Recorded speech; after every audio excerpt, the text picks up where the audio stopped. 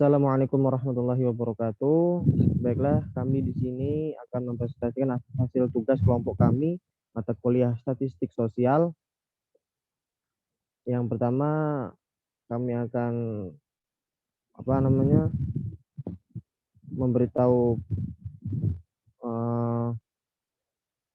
Memperkenalkan anggota kami. diri. Pertama, memperkenalkan diri. Yang pertama, Galang Yopi Anwar, yaitu 19 16 03 1051, dan saya sendiri Muhammad Absor, NPM 19 16 03 1035.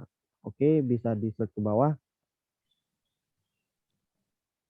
Dan di sini saya akan memaparkan tentang hipotesis pemahaman hidup sehat terhadap olahraga bola voli di Desa Sukamulya, Lampung Timur. Yang pertama hipotesisnya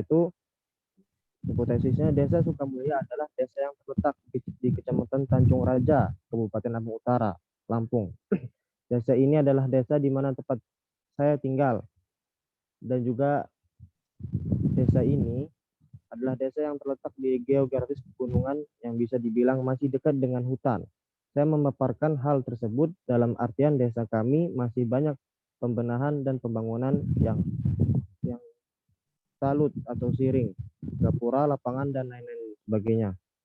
Kesehatan di desa kami juga adalah sebuah hal yang penting dan diperhatikan oleh desa. Dengan adanya pembangunan lapangan di Desa Sukamulya menandakan bahwa pemerintah Desa Sukamulya mendukung gerakan sehat dengan berolahraga. Desa Sukamulya memiliki lebih kurang 1.163 penduduk. Untuk masyarakat yang berolahraga voli yang mayoritasnya adalah pemuda. Ada sekitar 210 orang atau mungkin lebih. Jadi kebanyakan masyarakat yang ikut berpartisipasi dalam melakukan perbaikan atau pembangunan lapangan bola voli pastinya kebanyakan dari pihak-pihak pemuda, tetapi para ibu-ibu desa pun ikut adil dalam member makanan ringan untuk masyarakat yang bergotong royong. Serta desa kami memiliki 4 dusun, yakni yang pertama Dusun Sukakarta, Tanjung Mukti, Sukamulya, dan Karangbaru. Dan yang kedua, saya akan menjelaskan jenis data yang digunakan. Oke, untuk data yang kami gunakan adalah data kuantitatif, yaitu data yang dikumpulkan berupa angka sebagai representasi kejadian dan dianalisis dengan teknik statistik. Dalam pengumpulan data kuantitatif, jika dikumpulkan dengan bertanya kepada responden, maka pertanyaan-pertanyaannya dibuat terstruktur. Metode yang sering kali dipakai dan dibuat mengumpulkan data kuantitatif adalah survei dan eksperimen. Serta metode survei adalah metode penelitian yang menggunakan kuesioner sebagai instrumen utama untuk mengumpulkan data. Serta metode ini adalah metode yang paling sering dipakai di kalangan mahasiswa. Peneliti survei dengan kuesioner ini memerlukan responden dalam jumlah yang memadai agar validitas temuan bisa tercapai dengan baik.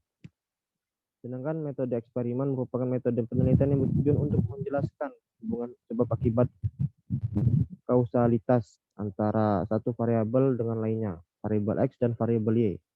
Dan untuk menjelaskan hubungan kausalitas, peneliti harus melakukan kontrol dan pengukuran yang sangat cermat terhadap variabel-variabel penelitiannya.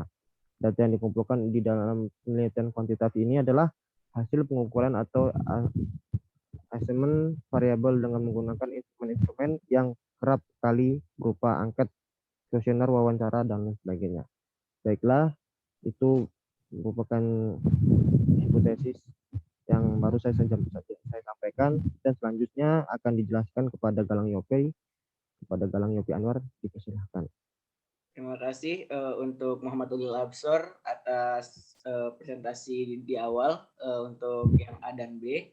Saya melanjutkan untuk yang ketiga, yaitu populasi dan sampel. Jadi di sini kami mengambil contoh dari Desa Sukamulya, di mana Desa Sukamulya itu adalah desa yang gemar sekali masyarakatnya atau pemuda-pemudanya itu melakukan olahraga. Seperti halnya yang paling diminati adalah olahraga bola voli. Di sini Desa Sukamulya memiliki 4 dusun. Yang pertama adalah Dusun Surakarta, yang kedua Dusun Tanjung Mukti, yang ketiga Sukamulya, dan yang keempat Karangbaru. Jadi dusun itu adalah bagian-bagian kecil dari desa yang ada di Desa Sukamulya. Untuk populasinya, ini adalah populasi keseluruhan dari dusun. Jadi dusun Surakarta memiliki 324 penduduk. Terus di Tanjung Mukti ada 296 penduduk, Sukamulya 302 dan Karangbaru 241. Jadi total jumlah penduduknya itu di Desa Sukamulya itu ada 1.163 jiwa.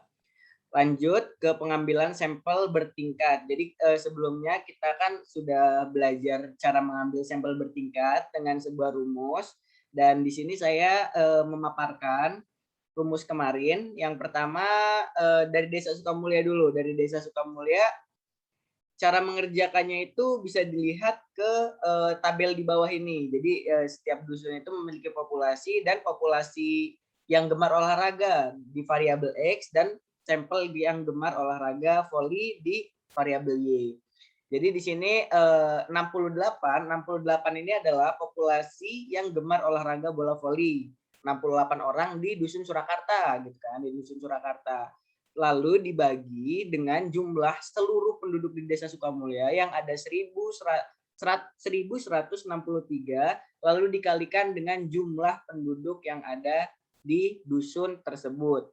Jadi jumlah dusun Sukamulya itu mencapai 324,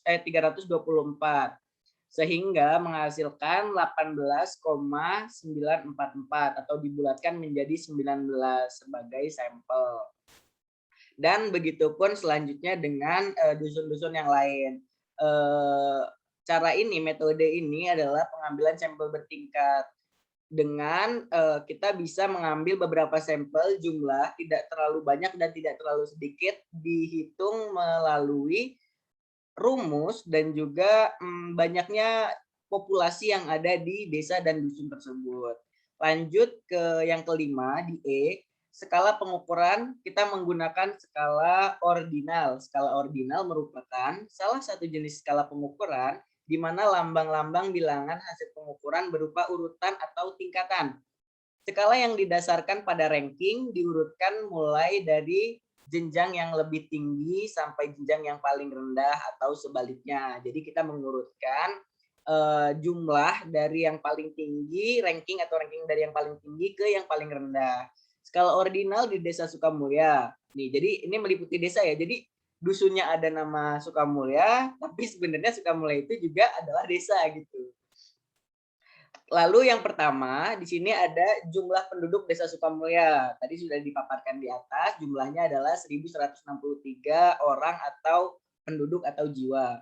Yang kedua, 4 dusun itu meliputi Dusun Surakarta, Tanjung Mukti, Sukamulya, dan Karangbaru.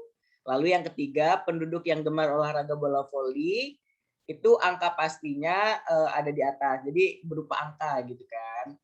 Jadi kita pemberian nilai dari 5 sampai 1 adalah banyaknya jumlah orang yang gemar olahraga setiap dusun. Mengapa saya buat tabel seperti ini? Saya mengikuti bagaimana cara pengambilan atau pengukuran skala ordinal. Jadi saya mengikuti contoh yang ada di skala ordinal dan berupa penilaian bertingkat seperti ini, ranking bertingkat. Jadi yang pertama itu dipegang oleh Surakarta. Dusun Surakarta itu memiliki 68 penduduk yang gemar bola voli.